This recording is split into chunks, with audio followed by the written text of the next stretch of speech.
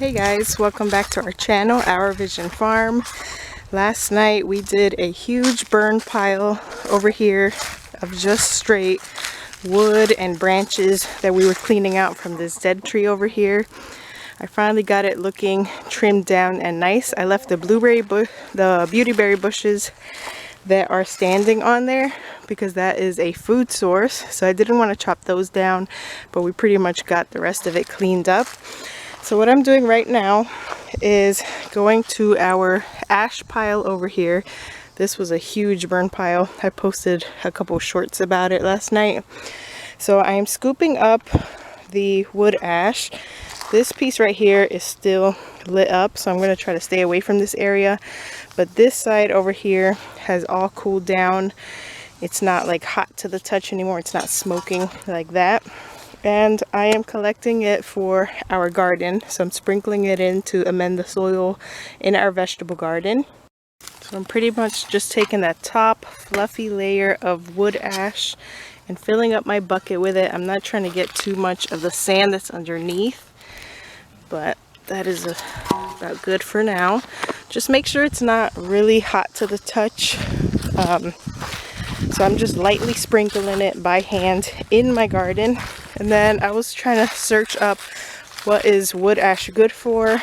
So there's like a list of vegetables that it is good for, like asparagus, lettuces, and a couple other ones. So I'm just sprinkling it very lightly in our vegetable garden. Then it's also good for stone fruits. So I'm going to add a little bit to our Nectarine Tree. Just making sure that this is not like hot to the touch or anything. It has cooled down all overnight. So this will be good for the nectarine tree, which surprisingly has been flowering a lot. I've heard that's normal. I've heard that it's just a false flowering cycle and these won't actually produce fruit. So, but this has been flowering for a while now and I'm seeing more and more flowers. Our peach tree still doing good over there, but has not flowered. At least not as much as this nectarine tree has. At first it was kind of the opposite. The nectarine tree wasn't flowering as much and the peach tree was. So just lightly dusting that because I heard that it would help these trees. I'm not going to do it on the other trees though, like fig trees, guava trees. On the list that I read, at least, it didn't say anything about wood ash improving them. I thought they'd be good for the blueberry bushes, but apparently not either. So wood ash is not good for blueberry bushes. But I am adding it on the only 2 stone fruit trees that I have. So I'll probably water that in later too. But for the most part, I was just getting this done in our vegetable garden in the back. Because even after the many years that we've been here, we've been amending that soil. By the last 2 years, we've been raking up all the leaves during the fall time and just layering them into that garden. They continue to break down and improve the soil. Even with all that, plus all of the dirt that we've manually dumped in there, like the actual truckloads of dirt that we've ordered, mixed with mushroom compost. Even with that, throughout the years, we still have pretty sandy soil in that garden. We've grown lots of things in this garden. It's only like this last year that we've had struggles with getting anything to actually grow. We've grown sunflowers. I remember one year we planted it in all corn. So this whole plot back here was corn at one point.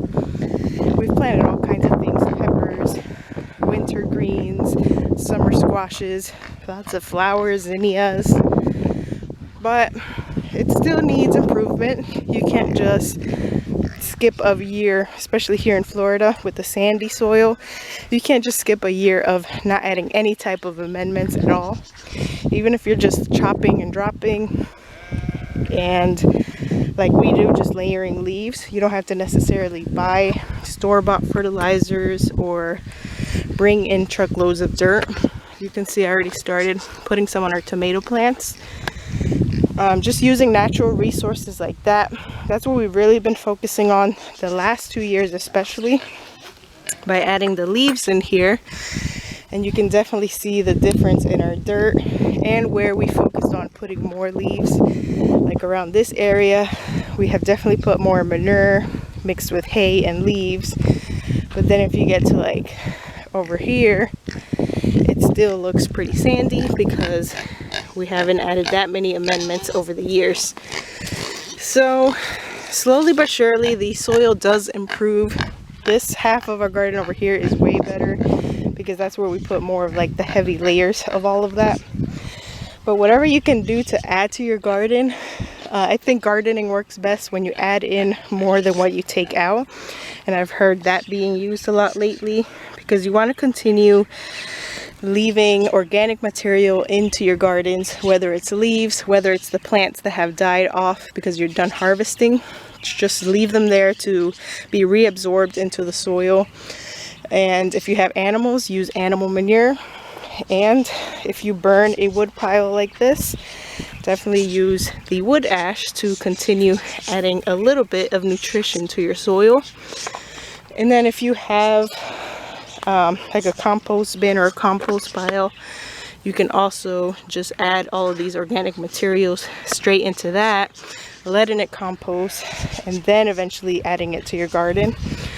But it makes it a lot easier adding things straight to your garden as well, especially when it's leaves and stuff that you can just sprinkle in and just watch it kind of get broken down by nature and turn into good dirt for your soil or for your garden. So we still have collards here. These are from last year. They're doing really good now that it has cooled down a little bit. And then the dinosaur kale we planted some point last year, and they seem to be bouncing back. Other than that, we just have the Napa cabbages, different collards, curly kale, some summer squashes. We just planted a couple things. What was it we planted? Some mustard greens and some little spicy banana peppers. So these little peppers, we just recently planted them. Hot banana peppers. And then we have eggplants in here as well.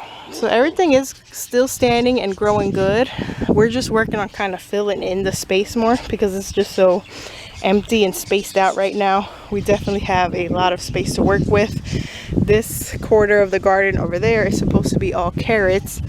So we're just waiting to see if we see any more sprouts. The last time I came and checked, I did spot a couple sprouts, but not nearly as many as what we planted in here for seeds.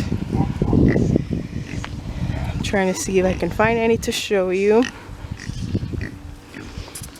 Alright, I had to really search for these. They're hiding in between the weeds. But you can see here, these little itty bitty sprouts are the start of our carrots. So we do have carrots growing. Here's some more. I just gotta really get in here and hand pick, because if I come in here with a tool or something, I might actually take the carrot sprouts with me, so that wouldn't be good. I have to really get in here and hand pick. You can see them all throughout the rows that we planted. So all in all, this garden is doing good. I'm adding my wood ash just so it doesn't go to waste, and that'll help clean up there as well where we did the burn pile. I will rake that smooth and eventually grass will grow back in that spot. I didn't use wood ash from this wood pile because there was some other materials mixed into there, like feed bags and maybe bits of plastic and stuff. We had like an old kiddie pool that got burnt in there as well. So you definitely don't want to use contaminated wood ash from your burn pile for your garden. But in the front, all we had was strictly like little pieces of tree trunks, rotted out wood, and branches. So that is all safe to use in the garden. So that's just one idea. If you have a burn bin or a burn pile in your property, make sure you utilize that wood ash for your garden. I think it also prevents pests. I feel like it does the same thing as like those dust or the diatomaceous earth powders where it keeps like the caterpillars away from your plants. I'm not really 100% sure on that, but I know that the bugs don't like feeling all that powdery substance on there, so maybe it'll work in the same way as well. This plant has a little bit of damage, but not too much, so we will see. But for the most part, I am just spreading the powder in here to add nutrients and vitamins to the soil. And then after this, these plants are definitely in need of some watering, so I will turn on the sprinkler and that'll help the stuff sink in even more. So that is what I am doing right now. Just wanted to give you guys a little behind the scenes, and I'll see you guys in the next video. Stay tuned. I try to post at least a video a week, if not more. Especially lately, we're trying to get our watch hours built up for our channel, so I'm trying to post several times a week. So stay tuned, make sure you're subscribed so you don't miss any of our future videos. I'll see you guys in the next one.